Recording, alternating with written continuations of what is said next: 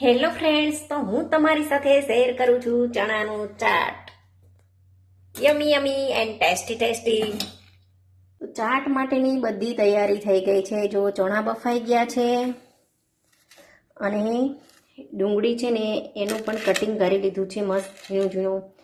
કાચી કેરીનું કટિંગ કરી લીધું છે, ટામેટું સુધારી લીધું છે અને ધાણા ભાજી સુધારી લીધા છે. હવે ચાટ માટે છે ને ચટણી બનાવવાની છે, તો એ માટે લઈ લીધું છે લસણ, કાચી કેરી, મરચું અને ધાણા ભાજી. આની પેસ્ટ બનાવી લેવાની છે. તો ચટણી બનીને રેડી થઈ ગઈ છે.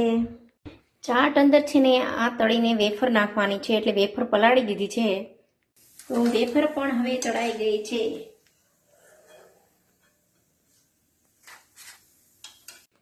તો ચાટ માટેની બધી જ તૈયારી હવે થઈ ગઈ છે. એક બાઉલ લઈ લેવાનું છે, એની અંદર એડ કરી દેવાના છે બાફેલા ચણા. હવે લઈ લેવાનું છે તળેલી વેફર.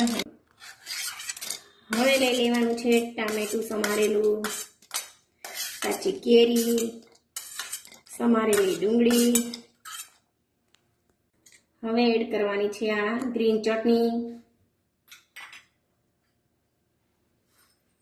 સંચળ, રેડ ચટણી, ધાણા જીરું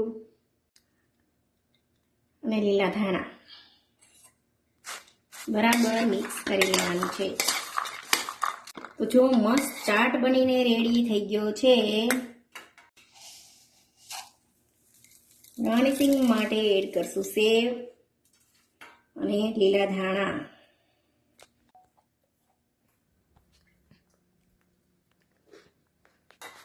ચાટ છે ને એકદમ બહુ મસ્ત બન્યો છે.